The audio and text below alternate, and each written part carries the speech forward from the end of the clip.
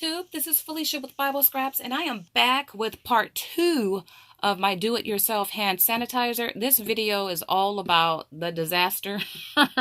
I kind of understand why experts say don't make it yourself, but I'm sharing this video. It ended up turning out very well, though, as I realize now. But yeah, I just want to share my experience making this particular batch of hand sanitizer. It's actually part 2 to a video I shared a couple weeks ago. In that video, I used the recipe from the WHO organization. WHO stands for World Health Organization. They have a recipe for regions and populations that don't have access to clean running water and soap. That recipe calls for a high concentration of alcohol compared to the glycerin that's used. I made that in my first video, and I love that. I actually use that for myself because it's not as abrasive as I thought it would be. Also in that video, which I broke the video into 2 videos, this video is the second part of that video. But anyway, I used a standard recipe to make hand sanitizer, which you will see in this video, and I didn't get the outcome I expected. And I realize now that's really a-okay because the end result is a hand sanitizer that works, that will disinfect. Okay, I know a lot of you guys know as well, it's very difficult to find hand sanitizer. It is very difficult to find alcohol because when it comes in stock, if it comes in stock, it sells out just like that. So I know many of you watching, you may not have these products right now, but hopefully you will get your hands on a bottle of alcohol, which you guys, and I hope, I need to take a note so I don't forget. You know what? I'll just talk about it now. Give me 1 second. I'm back. You guys, I'm really excited because once again, well, alcohol is hard to find and it's hard to get the aloe vera gel. By the way, that's not my choice anymore in making hand sanitizer. It works, but I think I like glycerin better. But it's hard to get the items to make the hand sanitizer. Okay, so this is what I want to share with you guys. This is what I've been doing the last several days, and I love it. If you can get your hands on alcohol, well, you don't need glycerin, and you don't need, what's the other? Aloe vera gel. What I have been doing, and I love this, I added 70% alcohol. I know this video is not about this, but I'm going to do a separate video on it. But I'm just super excited because I'm realizing that hand sanitizer, it really comes in different forms, right? This is pure, or this is 70% alcohol, and I added some smell good to it. And people, let me tell you, I keep this in my car. You know what? Today, I sprayed my hands with this. Yep, just straight from the bottle. 70%. Did not add any glycerin. I did not add any aloe vera gel. It will dry your hands out, though it didn't dry mine out. But I'm going to talk more about that in another video. My point is, if you could just get the 70% alcohol, get it. Even if you don't have the other products to make hand sanitizer, because this really is by itself hand sanitizer. Now, that brings me to something else I want to say before we go to my disastrous video, which ended up being really good when it was said and done. I was at Target. I know I am everywhere. I went to Target this morning, right? And what do you know? They had hand sanitizer in stock. At least the sign said it. So I went to that section. Of course, it was sold out when I got back there, except this one lone bottle. I'd never seen this before. No one purchased this because the cap was missing. I didn't have my glasses on, so I couldn't read it. And when I got to the cash register, people, let me tell you, this bottle, 2 ounces of hand sanitizer, right, with tax, cost $4.31. This do not look like gel at all. This looks like straight up alcohol, right? And it has a alcohol content of 70%. And this one has added essential oils.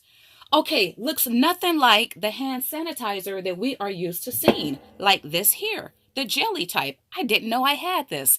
This was under my kitchen sink. Now this one says 62% alcohol. Okay, so you guys, if you make your own hand sanitizer, don't be like I was in this video. You're looking for a particular jelly type texture.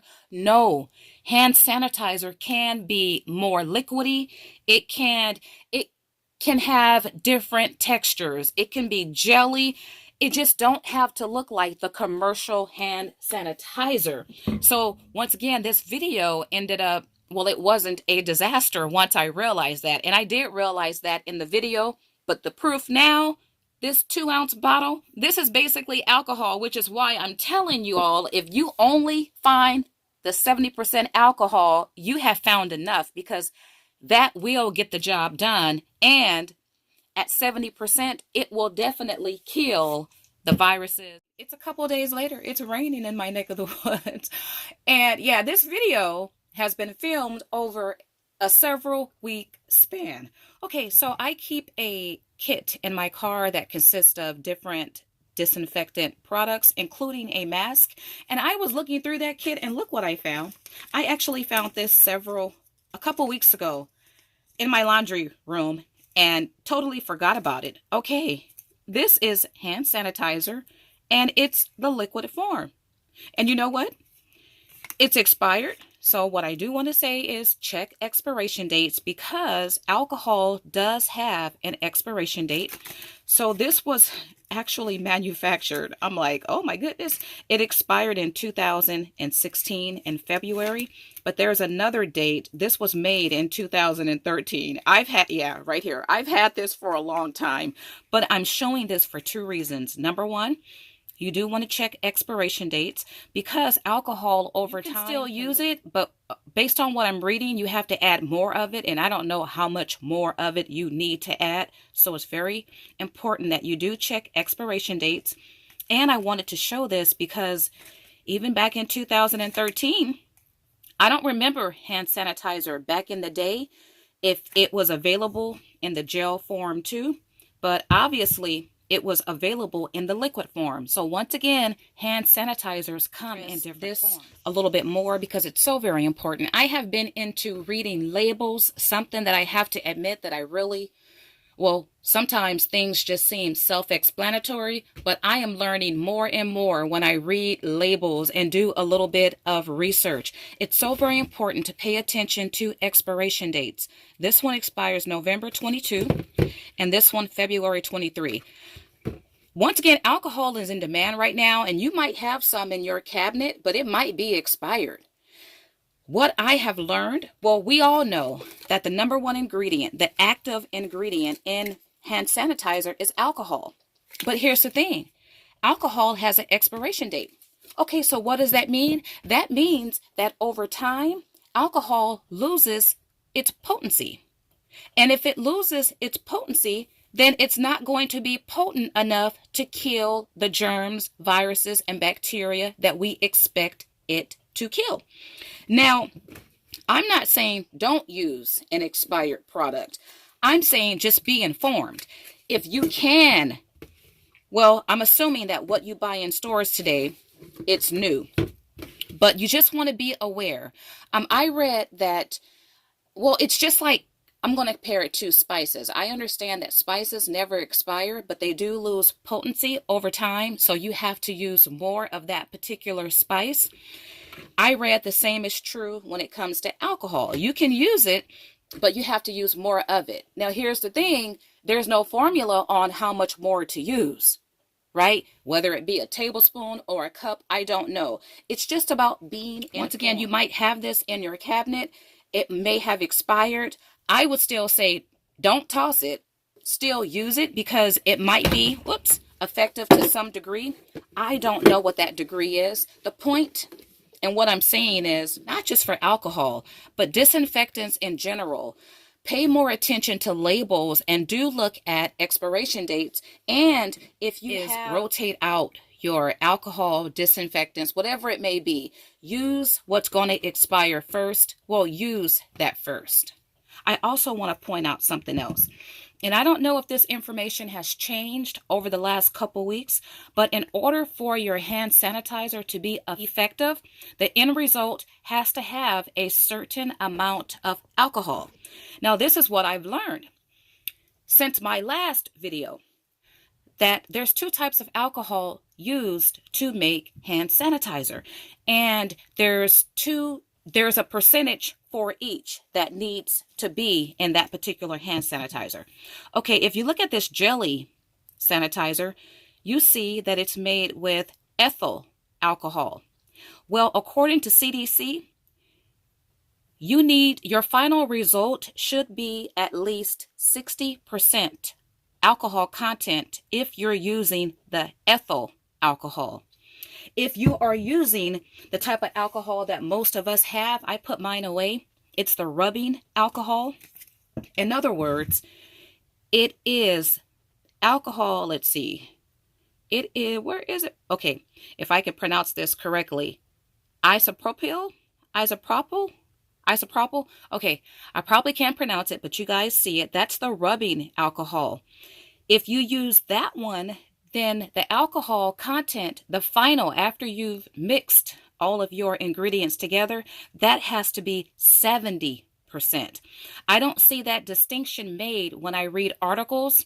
Like, I thought it was just one alcohol that had to be 60%, but no, there's two types of alcohol. So just keep that in mind. So back to this one that I shared. In this bottle, I used straight 70% alcohol. If you come across the 70% strength alcohol, you can't add anything to it. You cannot add any glycerin, any aloe vera, because then you wouldn't have a 70% strength alcohol. But once again, and I'm going to do a separate video on this, this is straight from the bottle. I use this in the car. And yes, it can irritate your hands, but what I do, once I've coated my hands enough with the alcohol, and if you have any bruises, you don't want to do this, right? Because alcohol will sting. Then I can apply lotion after the fact. But I'll talk more about that in a separate video because I do want to do more research. The point, once again, still is if you can get your hands on the 70% alcohol, pick it up. You know what I decided to do? This video has become longer than I anticipated, the intro part. So what I'm going to do is make the intro part a video by itself. And if you guys are interested in my disaster experiment, that once again it turned out good, I will have that video separately. The last several days, I do a lot of research. I try to stay abreast with knowledge, and we know a lot of things like the alcohol, hand sanitizers, disinfectant. Those things are pretty much sold out and very difficult to get. And when stores do get them, they sell out like within minutes. Literally, they can sell out before workers have the chance to put them in their certain places.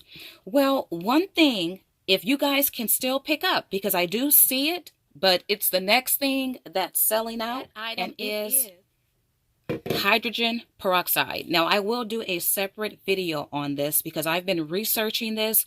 People, if you can get this, pick it up. Just trust me.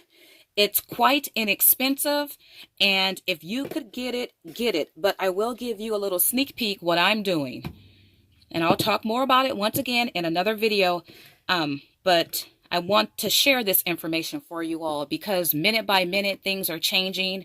And now when I visit stores, along with alcohol, this is also not available. But I still see this at stores in small quantities. But you guys get it. It's a great disinfectant around the house, and I love it. And mine, if I spray it, it smells so good. So I'll come back and share recipes with you guys, but I just want you to pick it up while you can. This one came from Walmart. Walmart, at least in my neck of the woods, had it for about 80 cents.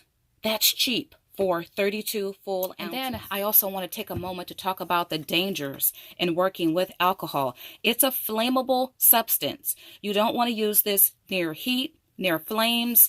Keep it out of the reach of your children.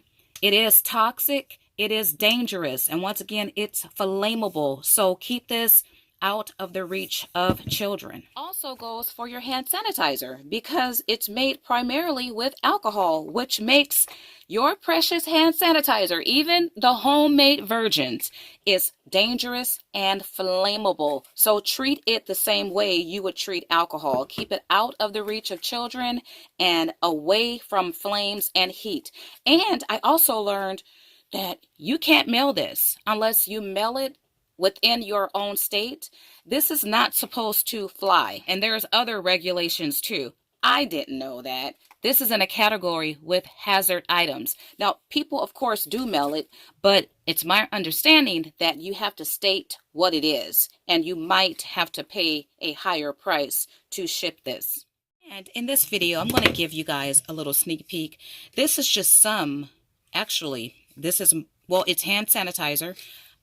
This one here is following the WHO's recipe, which uses a very high concentration of alcohol because that recipe is geared towards regions and populations who don't have access to clean running water and soap. I made a batch because I'm assisting a homeless gentleman that lives in my area.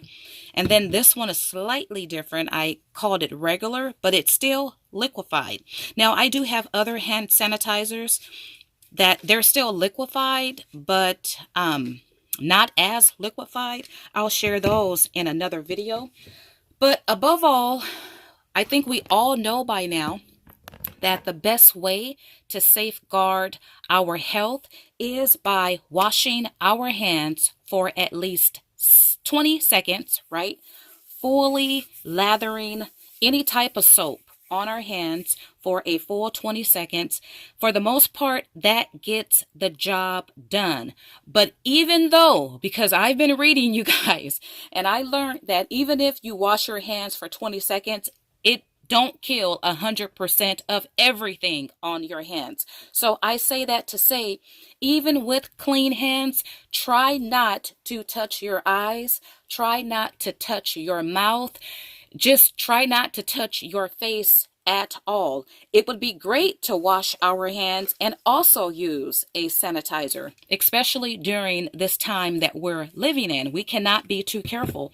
Now, also, once again, with the increasing of washing hands and using hand sanitizer, it's very important that you moisturize your hands. I know it might be difficult to do that during the day if you're out and about, but at night, give your hands, use a thick cream. I think I read that petroleum jelly is really good because it's nice and thick and it provides a barrier over your hands. But it's very important that you do keep your hands as moisturized as you can. And this is something I do in my kitchen. I've been doing this for years because I do wash my hands a lot in the kitchen. Well, it's good to wear gloves when you working with water and soap and cleaners. But what I also do, because I don't like to wear gloves all day when I'm in the kitchen, so I keep a little bowl of, it could either be avocado oil in it, it could be olive oil in it, and after I wash my hands, I just stick my hands in that little bowl of oil and moisturize my hands. And I do that repeatedly throughout the day, especially when I'm in the kitchen. And that keeps my hands pretty moisturized. I'll also say you could do this. I keep forgetting to pick this up in the stores, but you could buy like avocado spray for your kitchen, of course, when you're baking, but you can spray that on your hands, right? I mean, I'm thinking outside the box. I don't see anything wrong with that, given that we know how, well, we know the benefits of olive oil and avocado. But the point is, you do want to keep your hands moisturized because we are washing our hands a whole lot these days, and we don't want to end up with cracked skin, because if we do, then we may not wash our hands. We definitely wouldn't be able to use the sanitizer, which is made of alcohol. So make sure you keep your hands as moisturized as possible. If you guys missed my video, I shared part 1. I have yet to, well, I shared part 2 briefly. I didn't want to share it at the time, but I will bring part 2. But anyway, in part 1, I talked about the right way of using disinfecting wipes. People, you would be surprised how many of us have been using disinfectants the wrong way. That video, you guys, is very informative, not just concerning these wipes, but just disinfecting in general.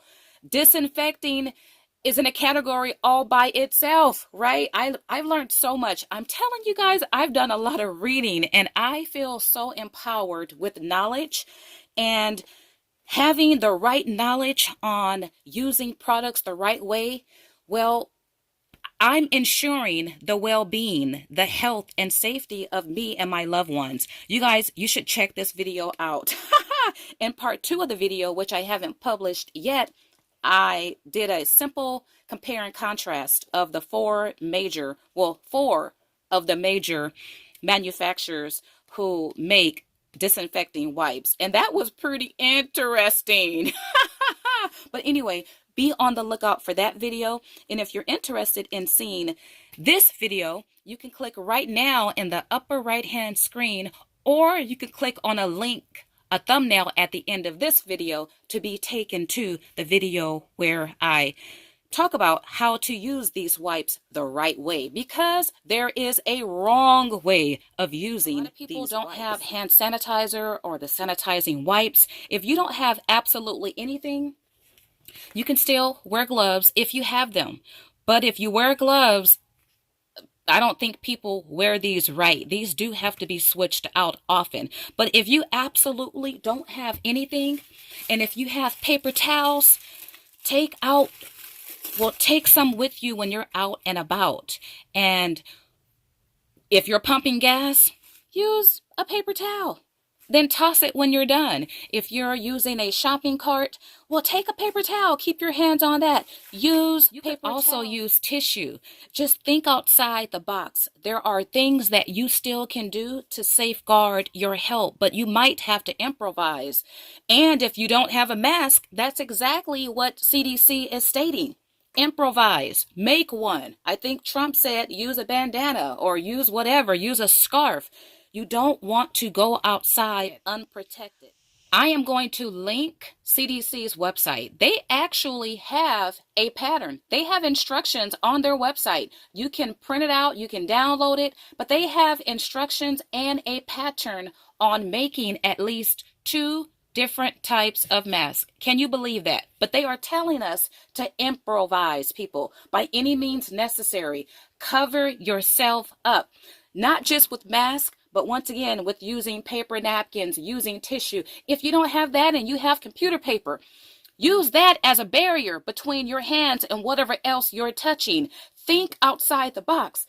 Now, I have a sewing machine, an embroidery machine, and a serger, but you guys, if you follow me, you know I don't sew, right? Don't know how to sew.